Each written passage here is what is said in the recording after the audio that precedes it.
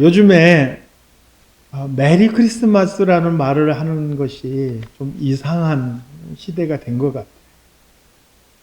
주중에 우리 쓰레기 수거해 가시는 분들하고 우리 메일맨에게 성탄 카드를 쓰는데 아이들이 이제 해피 할로데이라고 써야 된다고.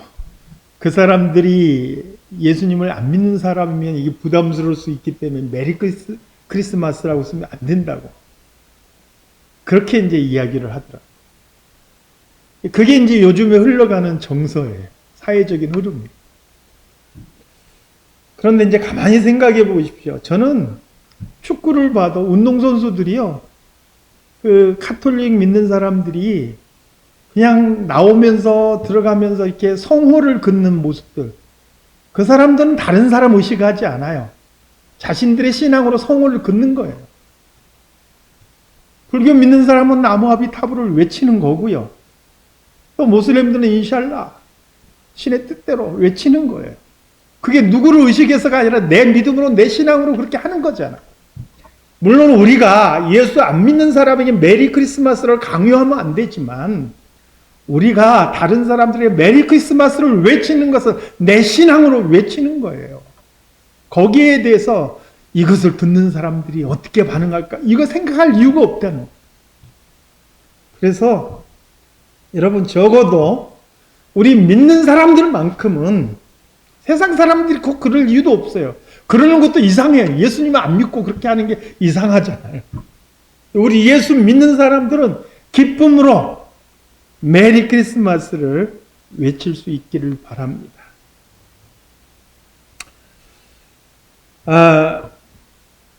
첫 번째 성탄에 예수님의 성탄을 기뻐하며 맞이했던 사람들은 정말 소수였었죠. 어쩌면 죽을 수도 있는, 처녀가 임신하면 돌에 맞아 죽는 시대인데 그 죽을 수도 있는 위험을 안고서도 기꺼이 하나님의 뜻에 순종해서 주의 여종이 오니 주의 뜻대로 이루어지이다 순종함으로 받았던 예수님의 어머니 마리아. 자기의 정혼녀가 자기하고 무관하게 아이를 임신했는데 그게 하나님의 뜻에 의해서 성령으로 잉태된 것을 알고 기꺼이 그 마리아를 데려와서 아이를 낳을 때까지 보호했던 요셉. 예수님이 탄생했을 때 가장 먼저 기뻐하며 또 축하했었을 것입니다. 밤에 양을 지키던 목자들도 예수님의 부모님을 제외하고는 가장 먼저 천사들의 알림을 통해서 예수님께 가서 경배했죠. 동방의 박사들 몇 명인지는 몰라요. 동방의 박사들이 와서 예수님께 경배를 했습니다. 당시에 권력가들, 세력가들, 재력가들, 종교 지도자들은 오히려 예수님을 대적했고 외면했지만 그럼에도 불구하고 소수이지만 이렇게 예수님의 탄생을 축하하고 또 경배했던 사람들이 있었어요. 그 중에서 예루살렘에도 2명의 사람들이 예수님을 기다리고 있어요. 오늘 본문에 나오는 시몬이라는 사람과 본문 바로 뒤편에 나오는 아셀 지파의 안나라는 여인이에요. 시몬에 대해서는 어떤 사람인지 구체적으로 이 사람이 어느 지파 사람이고 누구 자손이고 이거 잘 안 나와 있어요. 그러나 오늘 본문에 보니까 주의 그리스도를 보기 전에는 죽지 아니하리라 이런 약속을 받았다는 거예요. 그리고 예수님, 아기 예수를 딱 보자마자 주제시여 이제 나를 영원히 놓아주시는도다. 예수님 보기 전에는 죽지 않은 거니까 이제 예수님을 보았으니 이제는 자기를 영원히 이 땅에서 놓아주신다. 그렇게 찬양을 했던 거예요. 그거 보면 이 시몬이라는 사람도 나이가 많은 사람이었다는 것을 알 수가 있지요. 안나라는 여인, 결혼하고 7년 만에 과부가 됐어요. 그리고 84세까지 혼자 살았던 여인이에요.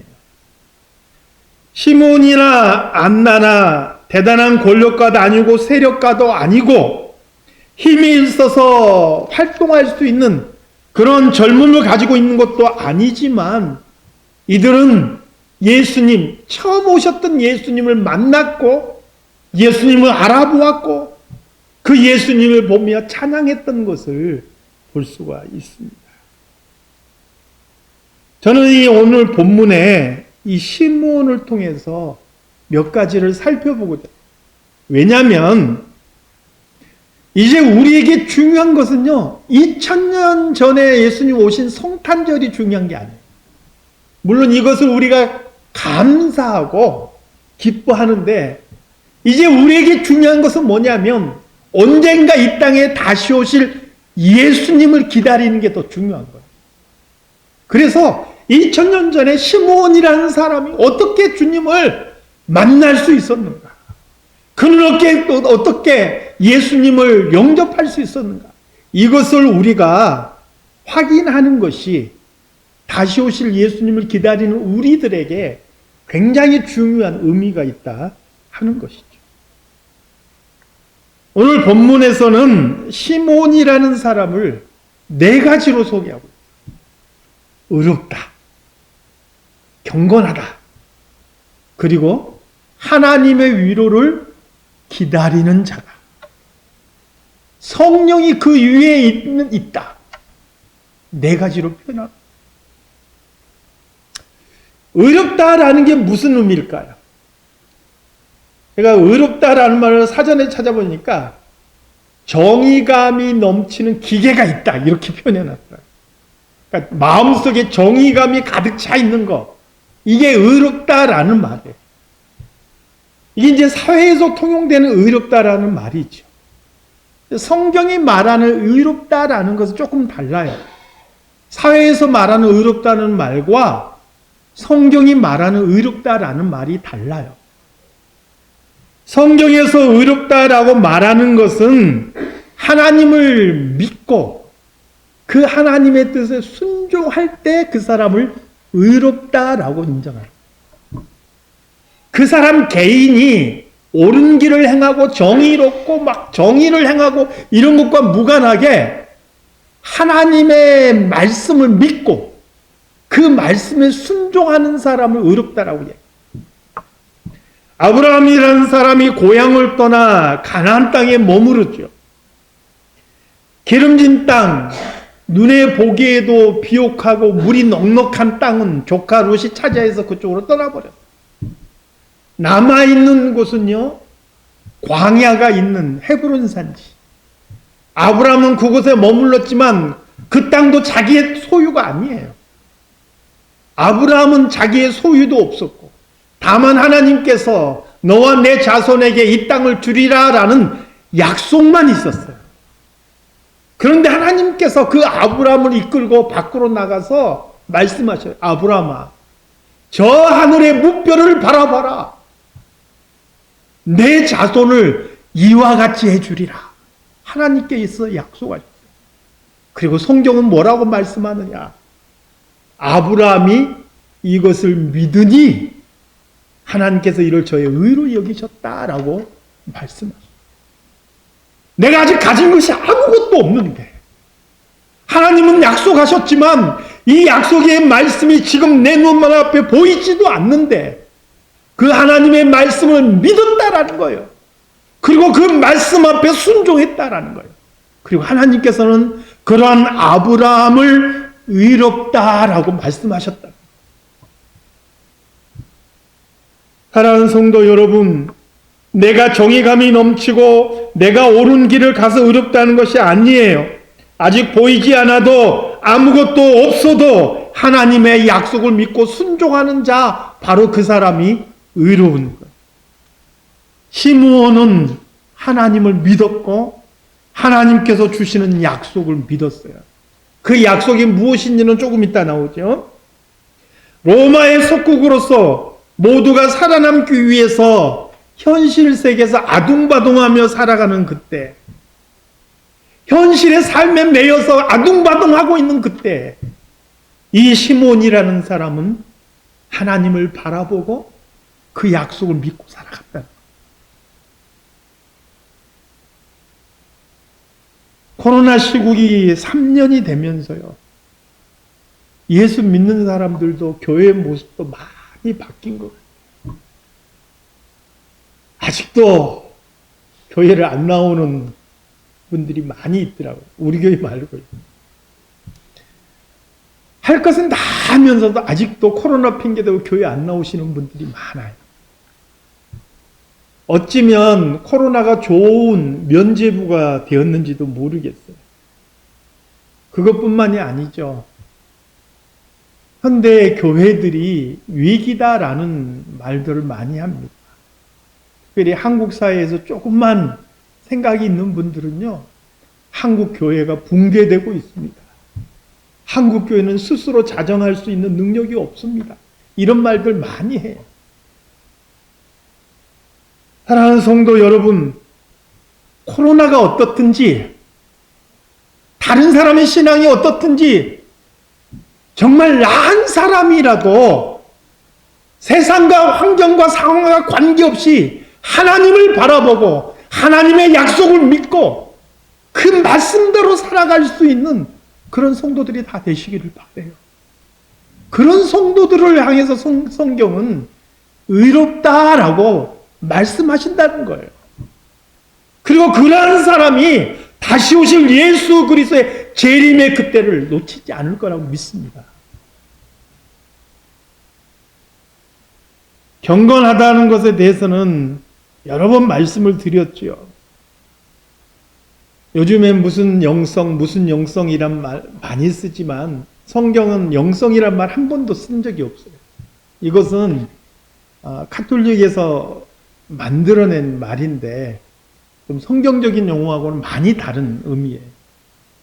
성경에서는 그보다 훨씬 좋은 말이 경건이라는 말. 우리는 그 사람이 영성이 좋다 이렇게 말을 하는 것보다 그 사람은 하나님 앞에서 참 경건해 이렇게 말을 쓰는 게 더 좋은 표현인 거죠.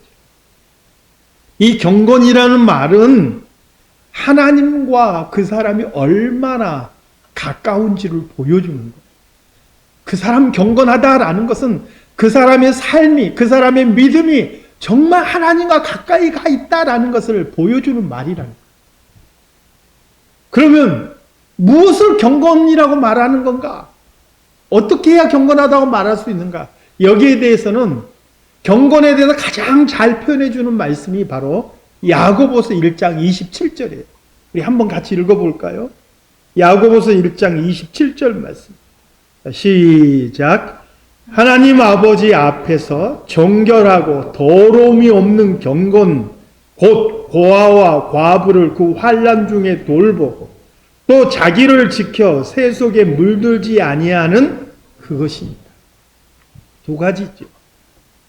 세상의 흐름이 어떻게 흘러가든지 다른 사람들이 어떻게 살아가든지 관계없이 나는 새 속에 물들지 않는 거예요.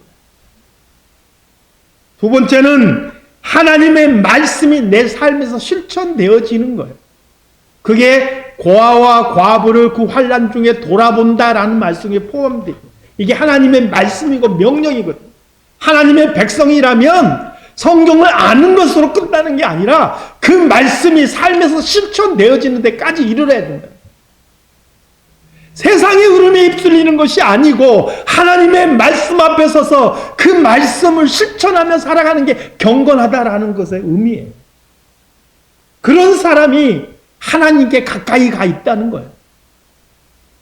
금식을 몇 번 해서가 아니고 기도를 몇 시간 해서가 아니라 성경을 몇 번 읽어서가 아니라 내가 세상 속에 살지만 세상에 속하지 않고 하나님의 말씀을 따라 살아가는 거 이게 경건하다. 사랑하는 성도 여러분, 오늘 이 자리에 있는 우리 성도들은 경건의 사람들이 다 되시기를 주님의 이름으로 축원합니다. 시몬이 바로 이러한 경건한 사람이었다.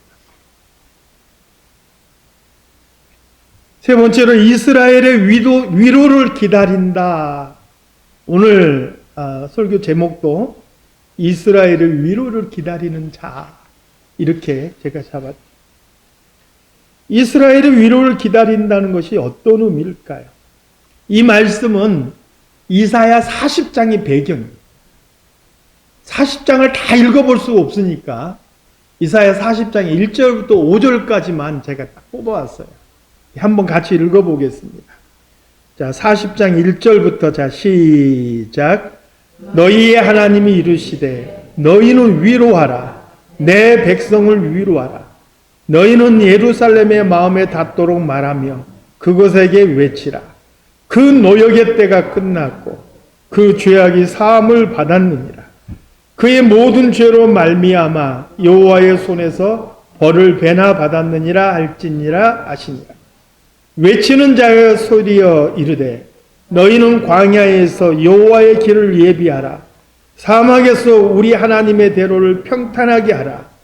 골짜기마다 도두어지며 산마다 언덕마다 낮아지며 고르지 아니한 곳이 평탄하게 되며 험한 곳이 평지가 될 것이요 여호와의 영광이 나타나고 모든 육체가 그것을 함께 보리라. 이는 여호와의 입이 말씀하셨느니라.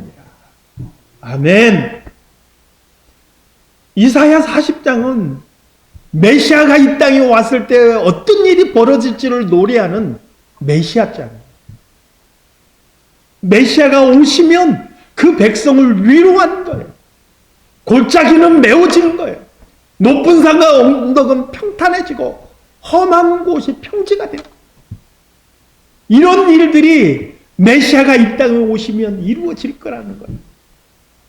그러니까 하나님의 위로를 기다린다는 것은 바로 이 땅에 하나님께서 보내실 메시아, 바로 그분을 바라보고 그분께서 이루실 하나님의 나라를 기다리는 사람이다라는 거예요. 당시 유대사회에서도 많은 사람들이 메시아를 기다렸어요. 그런데 그들이 기다리는 메시아는 조금 달랐어요.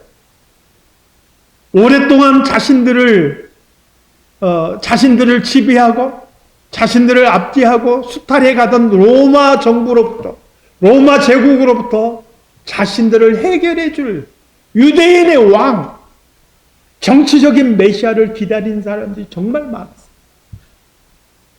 내가 원하고 나에게 정말 필요한 메시아를 기다리고 내 욕구를 충족해주고 나의 부족한 것을 채워줄 메시아를 기다렸다는 거예요. 그래서 예수님께서 오셔서 바로 그 메시아인가 많은 사람들이 추종을 했는데 나중에 알고 봤더니 예수님은 자기가 원하는 메시아가 아니었던 거예요. 내가 기대하고 내가 필요로 했던 메시아가 아닌 거예요. 그래서 그들이 예수님을 십자가에 못 박아 죽은 거예요. 네, 여러분, 시몬이라는 사람은 어떤 사람이었다고요? 하나님의 위로를 기다리는 자예요. 내가 원하는 메시아가 아니라 하나님께서 오래전에부터 계획하시고 예비하시고 하나님의 구원을 이루기 위해서 자기 백성들을 위로하기 위해서 이 땅에 보내실 바로 그 메시아를 기다리는 사람이었다는 거예요. 내가 바라고 내가 원하는 메시아가 아니라 하나님께서 원하시고 하나님께서 계획하시고 보내실 그 메시아, 바로 그분을 기다렸다. 사랑하는 성도 여러분,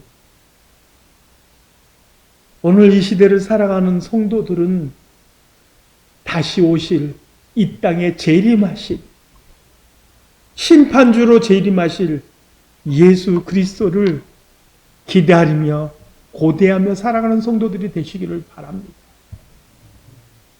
내가 원하는 때 내가 원하는 복을 주고 내 필요를 채워주는 예수님이 아니고 내가 원하는 게 있어서 내가 필요한 게 있어서 나오는 교회가 아니고 그런 것과 무관하게 하나님의 뜻에 맞는 하나님의 뜻대로 오실 그 예수 그리스도를 믿고 바라보고 살아갈 수 있는 그런 성도들이 되시기를 바랍니다. 교회에 사람들은 많아졌는데 오는 이유가 다 제각각. 그리고 자기의 피로가 채워지지 않으면, 자기의 욕구가 채워지지 않으면 언제라도 교회를 떠나고 언제라도 신앙을 버리는 사람이 너무나 많이 있어요. 여러분, 내 욕구 때문에, 내 피로 때문에 교회로 오는 것이고 신앙을 갖는 것이 아니고, 하나님을 알기 때문에, 예수 그리스도를 알기 때문에, 그분을 사랑하고, 그래서 그분의 오실 때를 다시 한번 기다리는 그런 모든 성도들의 삶이 다 되시고, 주님의 이름으로 축원합니다. 마지막으로 성령이 그 위에 계셨다, 이렇게 말씀합니다. 사실은 우리가요, 예수님을 믿는 그 순간에 이미 성령께서는 내 마음속에 임재하십니다. 내 마음에 들어와 계십니다. 내가 예수님을 주로 고백하는 모든 사람 안에는 성령께서 와 계십니다. 성령이 아니고서는 내가 내 입으로 예수님을 주라 시인할 수가 없어요. 그래서 예수님을 믿는 모든 사람 안에는 성령께서 계셔요. 그런데 성령께서 계시다고 해서 다 성령의 뜻대로 살아가는 것은 아니에요. 성령 충만을 받으라, 주님께서 말씀하셨어요. 또 사도 바울도 제자들에게 성령의 충만을 받으라 그랬어요. 에베소서에서. 술 취하지 말라, 이는 방탕한 것입니다. 성령의 충만함을 받으라. 자, 그런데 이 성령의 충만이 뭐냐? 내 안에 계시는 성령께서 나를 이끌어가는 삶이 성령 충만이에요. 뭔가 불받고 팔짝팔짝 뛰고 방언을 해서 성령 충만이 아니라, 성령 충만이라는 건 뭐냐면 내 의지와 내 욕심에 따라가는 삶이 아니라 성령께서 나를 사로잡아서 성령께서 이끄시는 대로 내가 살아가는 삶, 이게 바로 성령 충만이에요. 시몬이 성령이 그 위에 계셨다라는 그 말의 의미가 무엇일까? 저는 바로 이 성령 충만이라고 생각해요. 우리 예수 믿는 사람이 이 땅을 살아가는 데 있어서 성령 충만하지 않으면 예수 믿는 사람으로 살아가기 어렵습니다. 여러분, 성령 받기 이전의 제자들과 성령 받은 이후의 제자들의 모습이 너무나 다른 것을 보고, 성령 받기 이전의 제자들은요, 예수님이 죽으셨다가 살아나셨음에도 불구하고 아직도 예수님의 뜻을 깨닫지 못해요. 아직도 예수님께서 왜 이 땅에 오셨는지, 왜 죽으셨고 왜 부활하셨는지 알지 못해요. 그래서 승천하실 주님 앞에서 무엇을 묻습니까? 예수님, 이스라엘은 언제 독립시켜 줄 거예요? 이거 물어보고 있어요. 사도행전 1장에 나오죠. 이스라엘을 회복할 때가 이때이니까, 어느 때입니까? 묻고 있어요. 그런 그들에게 예수님께서 뭐라고 말씀하세요? 때와 기한은 너희의 알 바요. 오직 성령이 너희에게 임하시면 너희가 권능을 받고 예루살렘과 온 유대와 사마리아와 땅끝까지 이르러 내 증인이 되리라 말씀입니다. 성령을 받지 못하고 성령의 충만함을 힘입지 못하면 우리가 예수 그리스도의 증인으로, 다시 말하면 예수 믿는 사람으로, 예수 믿는 사람답게 그렇게 살아갈 수 없다. 그래서 여러분, 날마다 아침의 삶을 시작하면서 주님, 오늘 하루도 성령의 이끄심에 따라 살게 해주십시오. 기도하며 시작하시기를 바랍니다. 의로운 삶, 이게요, 대단한 도덕적인 것을 요구하는 게 아니에요. 도덕적인 것으로 따지면 예수 안 믿는 사람 중에서요, 저보다도 인기가 훌륭하고 저보다도 더 정의감 넘치는 사람 너무너무 많더라고요. 그런 걸로 비교하면은요, 좌절하죠. 절망하죠. 성경이 우리에게 요구하는 것은 물론 그것도 포함돼요. 그렇게 해야죠. 하려고 노력해야 돼요. 그런데 보다 더 근본적으로 성경이 우리에게 요구하는 것은 그런 도덕적인 의의가 아니에요. 하나님을 믿고 그 말씀에 순종하는 사람, 이걸 요구한다는 거예요. 의로운 삶, 경건한 삶, 다시 오실 예수 그리스도를 바라보는 삶, 그리고 성령이 그 위에 있는 삶, 이러한 삶을 살아가서 우리의 마음이 어두워지지 않고 우리의 영혼이 잠자는 자와 같이 되지 않아서 예수 그리스도의 제1의 날에 아멘 주 예수의 오시옵소서 기쁨으로 맞이하고 영접하는 저와 여러분이 다 되시기 주님의 이름으로 축원합니다. 하나님 아버지, 오늘도 여전히 성탄절을 맞이해서 우리가 기뻐하며 감사하게 하시니 감사와 영광을 돌려드립니다. 우리가 성탄절을 기뻐하며 감사할 뿐만 아니라 첫 번 성탄절을 교훈 삼아서 다시 오실 예수님을 기뻐하며 기다리며 살아가는 성도들이 되게 해 주시옵소서. 이 땅을 살아가지만 이 땅에 매이지 않고 이 땅에 마음 빼앗기지 않고 영원한 하나님의 나라 위로를 바라보며 의롭고 경건하게 성령의 이끄심을 따라 살아갈 수 있는 우리 모두가 될 수 있도록 주님 주장하여 주시옵소서. 예수님의 이름으로 기도드리옵나이다. 아멘.